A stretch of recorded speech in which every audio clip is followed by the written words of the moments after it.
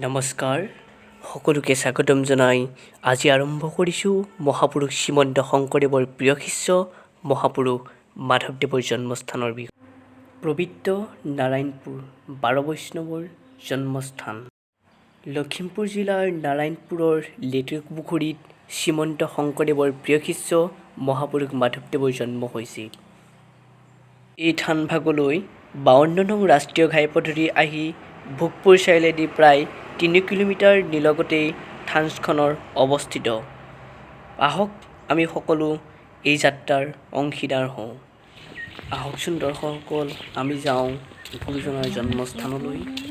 1489 চনত নাৰায়ণপুৰ নামেৰে ঠাইত ৰঙাজান আৰু কাছিকটা নদীৰ মাজত অৱস্থিত হৰিশিঙা বৰাৰ উজিৰৰ ঘৰত মহাপুৰুষ মাধৱদেৱৰ জন্ম হৈছিল। প্ৰবাদ আছে যে মহাপুৰুষ মাধৱদেৱৰ নাৰিকটা কাঁচিখন পেলোৱাৰ বাবে ওচৰৰ নদীখনৰ নাম কাছিকটা আৰু পশুটিৰ তেজ লগা কাপোৰ ধোৱাৰ বাবে ওচৰৰ জানটোৰ পানীৰ বৰণ ৰঙা হৈ পৰাত পৰৱৰ্তীকালত ইয়াৰ নাম ৰঙাজান হয়। পিতৃ গোবিন্দগিৰি আছিল হৰিভূঞা বংশধৰ আৰু মাতৃৰ নাম আছিল মনোৰমা। 12 ভূঞা আৰু কছাৰীৰ মাজত অৰিয়া অৰিৰ বাবে কছাৰীৰ উপদ্ৰৱত গোবিন্দগিৰি ভূঞাৰ নিজ ভাৰ্যাসহ ব্ৰহ্মপুত্ৰ নদীৰ পাৰ হৈ পলাই অহাৰ সময়তেই তেওঁলোকৰ সকলো সম্পত্তি যেতিয়া চোৰে নিয়ে, এনে অসহায় অৱস্থাত অসম ৰজাৰ উজিৰ হৰিশিঙাগিৰিয়ে লগ পাই তেওঁলোকক নিজৰ ঘৰতে ৰাখে। এই হৰিশিঙাগিৰিৰ ঘৰতেই মহাপুৰুষ মাধৱদেৱৰ জন্ম হৈছিল। আমি যেতিয়া তাত উপস্থিত হৈছিলোঁ, তেতিয়া তাত থকা আতৈজনে আমাক সকলো বিৱৰি ক'লে। আহকচোন দৰ্শকসকলক আমি শুনো তেওঁ ভাষ্যৰ বিষয়ে। প্ৰিয় দৰ্শকসকল, আমাৰ মাজত এই থানৰ যিজন পৰিচালক তেওঁ এতিয়া উপস্থিত আছে। তেওঁৰ লগতে আমি খন্তেক সময় কথা পাতিব বিচাৰিছোঁ। আপুনি কওকচোন, এই থানখনৰ যি মহত্ব সেই বিষয়ে অলপমান জনাওক আৰু ইয়াৰ যি ইতিবৃত্ত সেই সম্পৰ্কে আমাৰ ৰাইজক অৱগত কৰক। এই থানভাগ 1951 চনত ৰাইজৰ প্ৰচেষ্টাত বিপুল প্ৰচেষ্টাত এই থানভাগ উদ্ধাৰ হৈছিলে। ইয়াৰ এজন গাঁৱৰ সমীপৰ গৃহস্থী ভকত এজনক কাছিকটাৰ, তেখেতৰ নামটো মই পাহৰিছোঁ, তেখেতক সপোনত দেখুৱাইছিলে এজোপা বামুণী বটগছে মহাপুৰুষ মাধৱদেৱৰ ভেটিভাগ আবৃত কৰি আছে আৰু সমস্ত জেগাকণত তেখেতক দেখুৱাই দিছিলে সপোনত। আৰু সেইমতে তেখেতে এই বামুণী বটগছৰ কথাটো যেতিয়া তেখেতক সপোনত দেখুৱালে উদ্ধাৰ কৰাৰ কথা, তেতিয়া আমাৰ মাজুলী শ্ৰী শ্ৰী উত্তৰ কমলাবাৰী সত্ৰ ব্ৰহ্মপুত্ৰ গৰাখহনীয়াত পৰি তেতিয়া সেই সময়ত উত্তৰ পাৰ আমাৰ ভোগপুৰ চাৰিআলি সমীপৰ টিপিলিং বুলি কোৱা এজোপা জেগাত আমাৰ ভূমি চাবলৈ আহিছিলে সত্ৰৰ স্থানান্তৰিতৰ কাৰণে প্ৰয়াত কমলাকান্ত দেৱ গোস্বামী প্ৰভুছয়। সেই সময়ত হাতীৰ কিছুমান উপদ্ৰৱত সত্ৰৰ ভকতসকলে সেই জেগালৈ আহিবলৈ অপাৰগ হোৱাত তেতিয়া ইয়াৰে এজন গৃহস্থী ভকতৰ ঘৰত হাতী আছিলে। সেই হাতী অধিকাৰৰ ওচৰলৈ পঠিয়াই দিছিলে। অধিকাৰ প্ৰভুৱে হাতী পিঠিত উঠি আহি যেতিয়া এই মাধৱদেৱৰ জন্মস্থানৰ যি বামুণী বটগছে আবৃত কৰি আছে, এই কথাখিনি যেতিয়া অধিকাৰ কাণত যেতিয়া কৰ্ণগোষ্ঠী হোৱাত তেতিয়া অধিকাৰ প্ৰভুৱেও আনন্দত উৎফুল্লিত হৈ ৰাইজৰ সহযোগত এই অটব্য অৰণ্যৰ মাজত যেতিয়া বামুণী বটগছজোপা বিচাৰিছে, পোৱা নাই। তাৰ পিছৰ পৰ্যায়ে বামুণী বটগছজোপা বিচাৰি পালেগৈ। গতিকে সেই বামুণী বটগছে মহাপুৰুষ মাধৱদেৱৰ ভেটিটো সম্পূৰ্ণ আবৃত কৰি আছে। তেতিয়া সেই ভেটিভাগ যেতিয়া পালে, পোৱাত সকলো মানুহৰ মাজত মানে আনন্দৰ এটা জোৱাৰ উঠিলে। সেই জোৱাৰত সকলো চতুৰ্ফালে কথাটো বিয়পি পোৱাত তেতিয়া সকলো দেহে কেহে লাগি সেই জন্ম ভেটিভাগৰ এটা ছয় নিশ্চয়তা কৰিবৰ কাৰণে ইয়াত প্ৰথম আমাৰ দুগছ বন্তি প্ৰজ্বলন কৰা হৈছিলে। এগছ মহাপুৰুষ মাধৱদেৱৰ নামত আৰু এগছ সুকীয়াকৈ লগোৱা হৈছিলে। গতিকে অধিকাৰ প্ৰভুৱেও বন্তি লগাই পেলাই তেখেতে সেই অস্থায়ী হিচাপে পামলৈ গৈছিলে আৰু গাঁৱৰ গৃহস্থী ভকতসকলেও ঘৰে ঘৰে গৈ পিছৰ দিনা সকলোৱে আহি সেই নিৰ্দিষ্ট জেগাত উপস্থিত হৈ সেই হাবিৰ মাজলৈ সোমাই গৈ যেতিয়া বন্তি গছ চাবলৈ গৈছিলে, তেতিয়া মহাপুৰুষ মাধৱদেৱৰ নামত যি গছ বন্তি প্ৰজ্বলন কৰিছিলে সেই বন্তি গছ ভাগ সম্পূৰ্ণ জ্বলি আছে আৰু বাকী গছ নুমাই আছে। সেয়াই প্ৰথম আমাৰ আৰম্ভণি প্ৰক্ৰিয়াত হৈছে। তাৰ পিছৰ পৰ্যায়ে এই থানভাগ পূৰ্ণ গতিত এটা চতুৰ্ফালে ৰাইজৰ মাজত যেতিয়া বিয়পি পৰিল শংকৰ গুৰুজনৰ জন্মভাগৰ পিছত আমাৰ মহাপুৰুষ মাধৱদেৱৰ জন্মভাগ চৰিত্ৰৰ পুথিমতে বুৰঞ্জীৰ মতে লেটেকুপুখুৰী পাৰতে মহাপুৰুষ মাধৱদেৱ হৰিশিঙীয়া বৰাৰ গৃহতে আশ্ৰয় তেখেত জন্মগ্ৰহণ কৰিছিলে। গতিকে এই বস্তুভাগ যেতিয়া উদ্ধাৰ হোৱা নাছিলে পিছত এই বস্তু যেতিয়া আহি গ'ল তেতিয়া আমাৰ সকলোৱে আনন্দ যোৱাত গতিকে সেই স্থানভাগৰ দেহে কেহে লাগি গ'ল।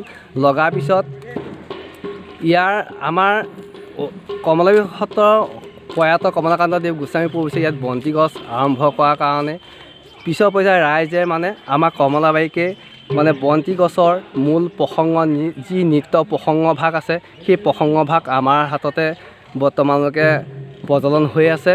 গতিকে বাকী আমাৰ এই জন্ম ভেটি ভাগ আৰু এই মূল নামষাৰ আমাৰ উদাসীন আমাৰ কমলাবাৰীয়ে এটা ব্যৱস্থা মাধ্যমত চলি আহি আছে। গতিকে পিছৰ পৰ্যায় এতিয়া বৰ্তমানলৈকে সেইমতে চলি আহি আছে। এয়া পুখুৰী ভাগ, এই পুখুৰী ভাগৰ কাষত এজোপা আমাৰ জৰি গছ আছে। এই জৰি গছজোপা আমাৰ প্ৰাচীন হিচাপত আছে। সঁচাকৈ আমি যেতিয়া সেই গছজোপা দেখিছিলোঁ সঁচাই অভিভূত হৈ পৰিছিলোঁ। আপোনালোকেও চাওকচোন কিমান ডাঙৰ সেই বৰগছজোপা।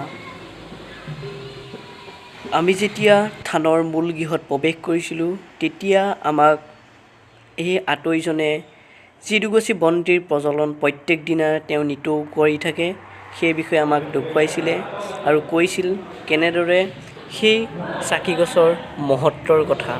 আহকচোন তেওঁ সেই ভাষ্যৰ বিষয়ে আমি শুনো আহক। মণিকূট আমাৰ য'ত উপাসনা মাধ্যমৰ এই গছাভাগৰ এভাগ আমি কথা ক'বলৈ ওলাইছোঁ। এই গছাভাগ সেই সময়ত মোৰ বয়স আছিলে 8 বছৰ বয়স। সেই সময়ত প্ৰয়াত কমলাকান্ত দেৱ গোস্বামী প্ৰভুশ্বৰ, প্ৰয়াত যোগেন বৰা মুক্তাৰ, প্ৰয়াত ডিম্ব আতৈ তেখেত ৰাজমিস্ত্ৰী হিচাপে এই থানৰে তেখেত এজন ভাল মিস্ত্ৰী আছিলে। গতিকে আৰু কেইবাজন ভকত ঢুকাই গৈছে। তেখেতসকলৰ থকাৰ অৱস্থাত এই গছাভাগ এগৰাকী ছোৱালী তেওঁ সম্পূৰ্ণ জতা হৈছিলে চুলি। গতিকে তেওঁ সম্পূৰ্ণ দেখুৱালে এই গছাভাগৰ কথা।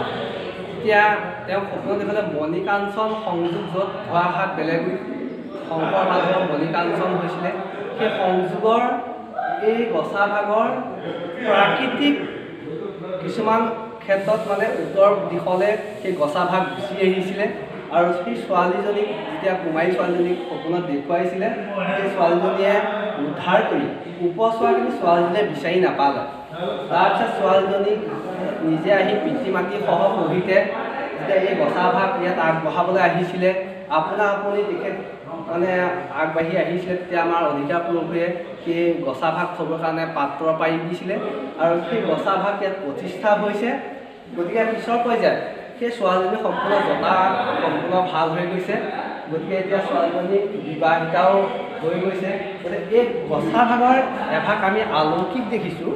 যিসকল অপুত্ৰ, যিসকলৰ সতি সন্তান নাই, কাৰোবাৰ কিবা অসুবিধা থাকিলে কায় বাক্য মনে তেখেতসকলে ইয়াত ঘিউ বন্তি বা যি তেওঁলোকে বন্তি গছি আগবঢ়াবলৈ আহে সেইমতে পূৰণ হোৱাৰ ইচ্ছা আমি দেখা পাইছোঁ। গতিকে এই গছাভাগত বন্তি তেল ধূপ ধোৱা পান সহ সহিতে অগণন লোকসকলে আহি ইয়াত দিবলৈ আহে আৰু সেই গছ বন্তি আমি ভক্তি সহকাৰে সেই ভক্তি বন্তি প্ৰজ্বলন কৰা হয়।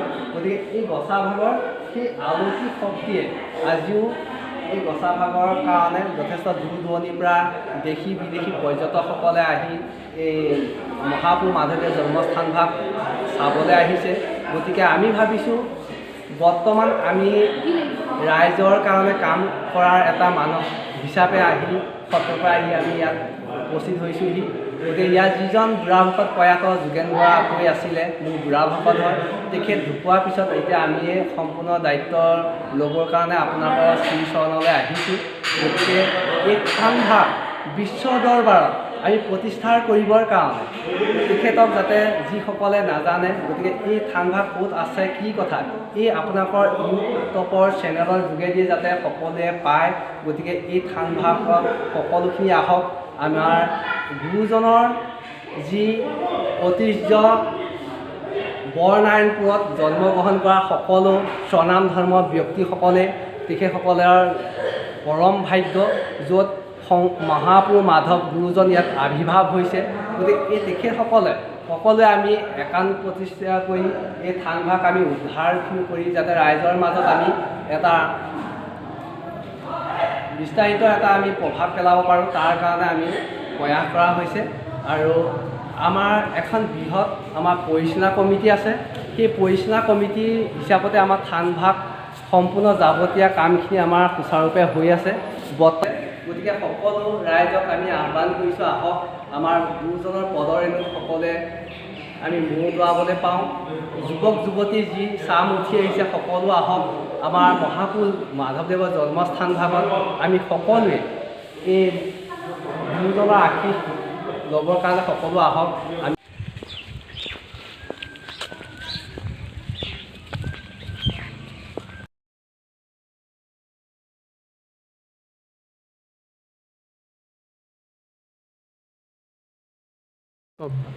এয়া আমাৰ সত্ৰীয়া এটা পৰম্পৰা। আমাৰ যেনেকৈ আমাৰ ঘৰখন বুলি কোৱা হয়, আমাৰ সত্ৰীয়া পৰম্পৰা আৰ্হিত আমাৰ বাহাঘৰ বুলি কয়। সেই বাহাঘৰতে আমাৰ ভকতসকল থাকে। গতিকে এই বহাভাগ আমাৰ এই স্থানখন উদ্ধাৰ হোৱাৰ পিছৰ পৰাই এই বহাখনৰ লগত আমাৰ থানখনৰ গোটেই এটা সম্পৰ্ক আছে। গতিকে এই অধিকাৰ প্ৰভু আহিলেও আমাৰ এই বহাঘৰতে তেখেত থাকে আৰু সত্ৰপাৰ ভকতসকল আহিলেও এই বহাঘৰতে থাকে। ইয়াত আমাৰ এখন শংকৰী সংগীত বিদ্যালয় এখন স্থাপন হৈছিলে 1960 চনত প্ৰয়াত কমলাকান্ত দেৱ গোস্বামী প্ৰভুশ্বৰ নেতৃত্বত। প্ৰয়াত যোগেন বৰা আমুক্তাৰ, প্ৰয়াত ডিম্বাতৈ শইকীয়া আৰু প্ৰয়াত কিনাৰাম গায়নাতৈ, প্ৰয়াত মিঠাৰাম বৰবায়নাতৈ প্ৰমুখ্যে শ্ৰীযুত ফণীধৰ আতৈ বৰবায়নদেৱৰ নেতৃত্বত এই বৃহৎ আমাৰ এই জন্মস্থান ভাগৰ শংকৰী সংগীত বিদ্যালয়খন স্থাপন হৈছিলে।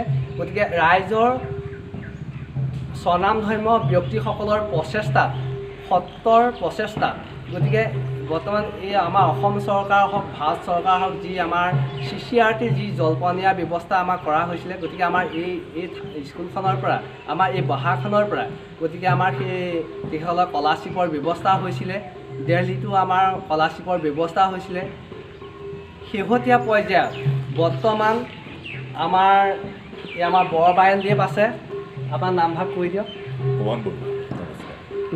শ্ৰীযুত শোভন বৰুৱা ডাঙৰীয়া দেৱৰ নেতৃত্বত বৰ্তমান বৰবায়নৰ তেখেতৰ দায়িত্বত থাকি এই শংকৰী সংগীত বিদ্যালয় আৰু 4জনমান অধ্যাপকসকল আছে। সেই অধ্যাপকসকলৰ সহিতে গতিকে এই বৰ্তমান শংকৰী সংগীত বিদ্যালয়খন পিছৰ পৰ্যায়ত আমাৰ কিছুমান কাৰিকৰী দিশত অসুবিধা হোৱাত আমাৰ এই বহাখনৰ পৰা এই সংগীত বিদ্যালয়খন আমাৰ কৃষ্টি সংঘলৈ আমাৰ স্থানান্তৰিত কৰা হৈছে। বৰ্তমান বিভিন্ন প্ৰান্তৰ পৰা ছাত্ৰ ছাত্ৰীসকল আহি আমাৰ গুৰুজনৰ কলা কৃষ্টিখিনি তেখেতসকলৰ বিশ্বৰ হেৰিয়ত প্ৰতিষ্ঠা কৰিছে, বৰ্তমানো অব্যাহত আছে। গতিকে আমাৰ আমাৰ যি মহাপুৰুষ মাধৱদেৱ কৃষ্টি সংঘ লেতেকুখুৰী এই ভাগৰ 1960 চনতে জন্ম হৈছিলে। আৰু আমাৰ এই থানৰ এখন আমাৰ হাইস্কুল আছে। সেই হাইস্কুল ভাগো আমাৰ সেই থানভাগ উদ্ধাৰ সেই সময়তে এবিঘা মাটি আমাৰ প্ৰয়াত কমলাকান্ত দেৱ গোস্বামী প্ৰভুশ্বৰ সভাপতিৰ দায়িত্বত থকাত তেখেতে এবিঘা মাটি সেই স্কুলখনত দান দিছিলে। গতিকে স্কুলভাগ আমাৰ যেতিয়া চাৰিওফালে আমাৰ বাউণ্ডৰী যিটো আমাৰ ৱাল ব্যৱস্থা হৈছিলে, তাৰপিছত আমাৰ স্কুলভাগ আগৰ মাজত আছিলে, তাৰপিছতে আমাৰ বাউণ্ডৰীৰ ফালে আমাৰ স্কুলভাগ আমাৰ প্ৰতিষ্ঠা কৰা হৈছে। গতিকে এইখিনি বস্তু আমাৰ বৰ্তমান চলি আছে। ধন্যবাদ। মোৰ নামটো শ্ৰীযুত বলোৰাম বৰগাই নাটৈ। এতিয়া আমি পৰিচালক হিচাপে আছোঁ আৰু সকলো ৰাইজ আহে আমাৰ লগত বাৰ্তালাপ কৰে আৰু ইয়াত থকা মেলা সকলো ব্যৱস্থা আছে। গতিকে পিছৰ পৰ্যায়ত আমি সকলো সেইখিনি ব্যৱস্থাখিনি তেখেতসকলক কৰাই দিয়া হয়, আমাৰ পৰিচালনা কমিটিসকলক আমি জনাই দিয়া হয়। গতিকে সেইমতে সকলোখিনি বৰ্তমান সুচাৰুৰূপে থানখন এটা উন্নয়নৰ দিশত আগবাঢ়ি গৈ আছে। ধন্যবাদ জনাইছোঁ। পানীখিনি যাতে কোনো অপৰিষ্কাৰ হ'ব নোৱাৰে বা বীজাণুযুক্ত বস্তুখিনি যাতে আহিব নোৱাৰে, গতিকে আমাৰ সেইমতে এই পাটনাক ভাগত আমাৰ এটা সংৰক্ষণ হিচাপে ব্যৱহাৰ কৰা হৈছে। এই পাটনাক ভাগৰ যি পানী আছে, সেই পানী ভাগ সকলো লোকসকলে ইয়াত মানে মহাপুৰুষ জন্মৰ জেগাৰ বুলি তেখেতসকলে পৰম শ্ৰদ্ধাই তেখেতসকলে শিৰত গ্ৰহণ কৰে। গতিকে দূৰ দূৰণিৰ পৰা অহা লোকসকলে এই পানী তেখেতসকলে লৈ যায়, গৈ পেলাই ঘৰত সকলোকে শেষলৈ সেই জলৰ ব্যৱস্থাখিনি কৰে। গতিকে এই পানীভাগ আমাৰ এটা সংৰক্ষণ ভালকৈ ৰখাই থোৱা হৈছে। আৰু এই ভাগ আছে গোবিন্দগিৰিৰ এই উজিৰৰ যি ভেটিভাগ, এই ভেটিভাগ আমাৰ এটা ভেটিভাগ আমি সংৰক্ষণ হিচাপে আমি চিন এটা হিচাপে ৰাখি থোৱা হৈছে। এই আমাৰ যি ভাগ ইয়াত আমি গুৰু আসন সোমোৱাই থোৱা হৈছে, এই গুৰু আসন ভাগ আগৰ আমাৰ মণিকূটৰ গুৰু আসনখন সৰু আছিলে, এতিয়া পিছত ডাঙৰকৈ আমি গুৰু আসনখন নামঘৰো ডাঙৰ কৰা হৈছে, গতিকে গুৰু আসনখন সেইমতে ডাঙৰ কৰা হ'ল। সেই গুৰু আসনখন আমি ইয়াতে বৰ্তমান সোমোৱাই পেলাই এটা বস্তু আমি থৈ দিয়া হৈছে, কিন্তু এই ভেটিভাগ আমি সেই হিচাপে সংৰক্ষণ কৰি থোৱা হৈছে।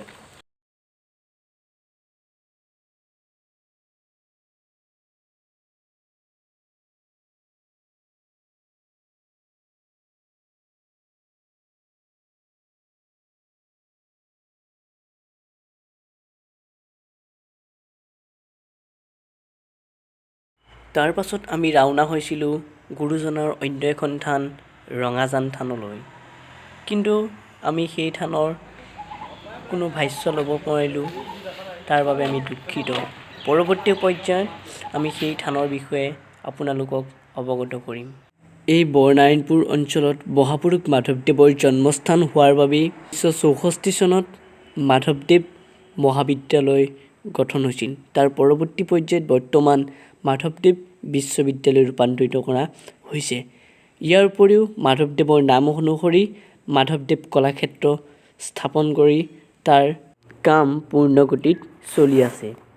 সকলোলৈকে পুনৰবাৰ কৃতজ্ঞতা জনাই আজিৰ খণ্ডটো ইমানতে সামৰণি মাৰিছোঁ। যদি আমাৰ ভিডিঅ'টো চাই ভাল পালে তেন্তে প্লিজ এটা লাইক কৰক, শ্বেয়াৰ কৰক, আৰু এনেকুৱা নজনা কথা জানিবৰ বাবে আৰু নেদেখা ঠাই দেখিবৰ বাবে ইউটিউবত চাৰ্চ কৰক প্ৰাসংগিক। ধন্যবাদ।